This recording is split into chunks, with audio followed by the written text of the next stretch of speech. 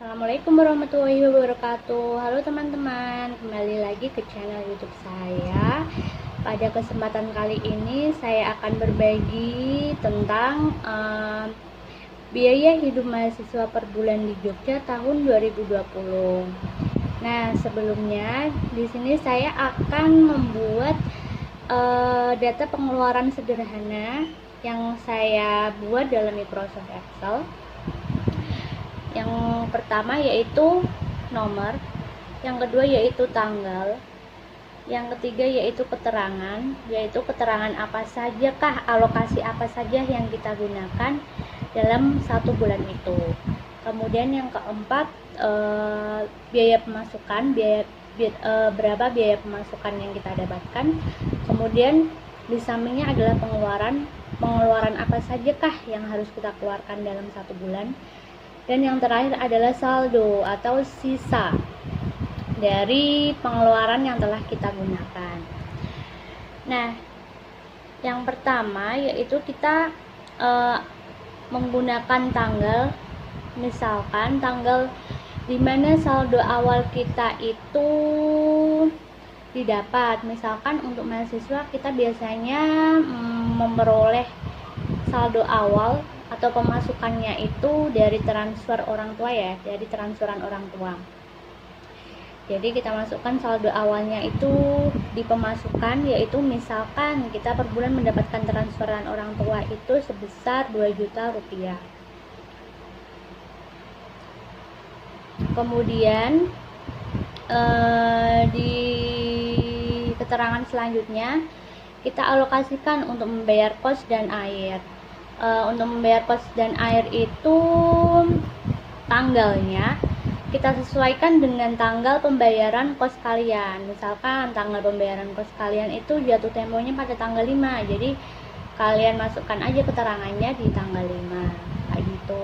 Misal pembayaran kos kalian untuk wilayah Jogja itu estimasinya sekitar Rp450.000. Kemudian untuk biaya listrik dan seterusnya itu kita estimasikan dalam waktu 30 hari ya. Jadi untuk biaya listrik, untuk listrik setrika, laptop, magicom dan lain-lain kita estimasikan sebesar Rp50.000.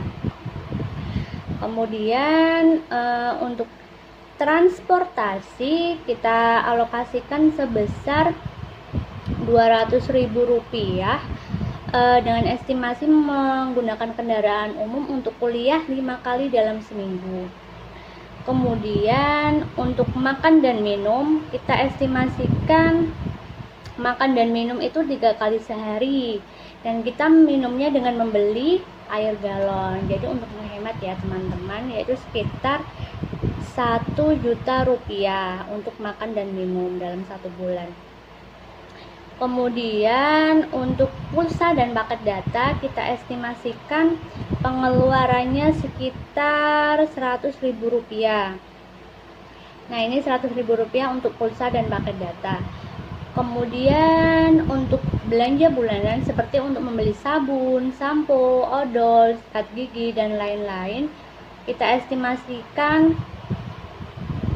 sekitar Rp100.000 per bulan. Kemudian untuk biaya fotokopi, print, jilid dan lain-lain kita estimasikan sebesar Rp100.000. Karena untuk mahasiswa kan biasanya sering banget ya itu untuk fotokopi, print, jilid dan lain-lain. Kemudian untuk cuci baju atau setrika itu kita lakukan sendiri aja ya teman-teman, karena mungkin kan kita hanya mencuci baju atau menyetrika itu paling seminggu sekali kayak gitu. Jadi kan sebenarnya nggak terlalu lama juga, nggak terlalu capek juga. Mungkin pas kita libur itu kita menyetrika, kita nyuci baju kayak gitu kan bisa. Jadi kita kosongin karena kita nggak memerlukan biaya untuk cuci baju atau setrika sendiri. Selain dari kos dan air, kita estimasikan untuk dari listrik sampai cuci baju dan setrika itu kita estimasikan 30 hari ya, pengeluaran 30 hari. Kemudian untuk menghitung saldo yaitu dengan cara pemasukan dikurangi dengan pengeluaran. Nah, di sini tersisa saldo 1.550.000. Kemudian untuk menghitung saldo yang kedua yaitu dengan menghitung dengan cara sama dengan saldo yang di atasnya ini dikurangi pengeluaran yang di bawahnya, yaitu dengan sisa Rp1.500.000. Yang ketiga ini dengan cara sama dengan saldo yang di atasnya dikurangi pengeluaran yang di bawahnya, yaitu sekitar Rp1.300.000, yaitu sampai ke bawah. Nah, di sini kan kosong, jadi nggak ada sisa ya teman-teman, alias kosong, nol, habis kayak gitu. Nah, kemudian kita menjumlahkan jumlah pengeluaran yang kita keluarkan dalam sebulan, yaitu dengan cara sum, kemudian tarik ke bawah sampai yang kolom terakhir, kemudian menghasilkan hasil Rp2 juta. Artinya pemasukan sama dengan pengeluaran, artinya tidak ada sisa, alias cukup benar-benar nol, nggak ada sisa. Nah, jika teman-teman ingin menghemat pengeluaran agar kalian bisa menabung, di sini saya akan membagikan tips menghemat pengeluaran dalam 1 bulan.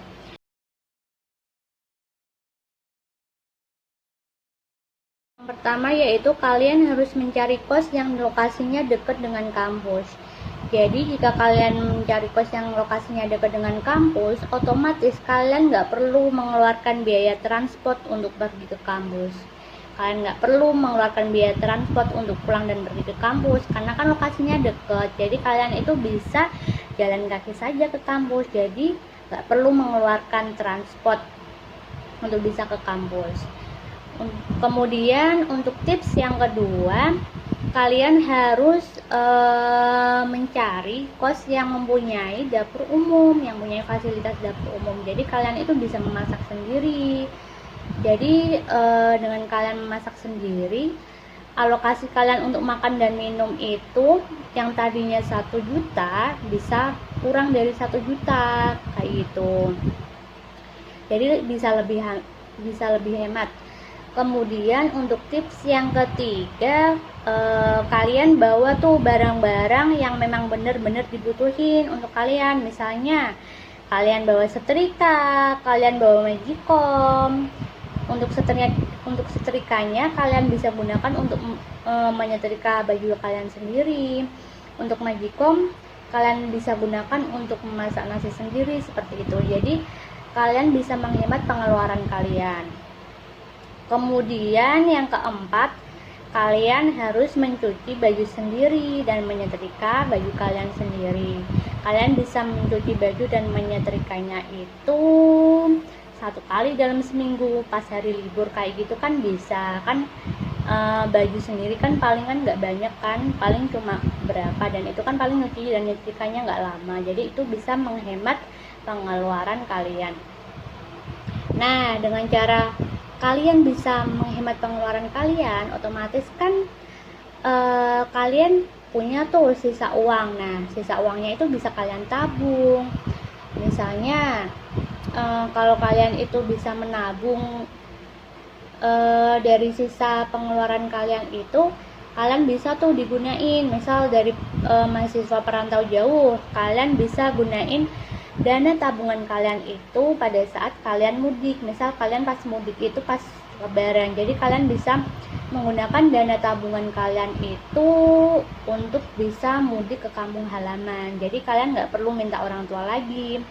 Kan kita nggak enak juga ya teman-teman, masa kita minta uang tambahan lagi ke orang tua. Ya itu kan tergantung kitanya, kita harus menghemat pengeluaran kita sendiri.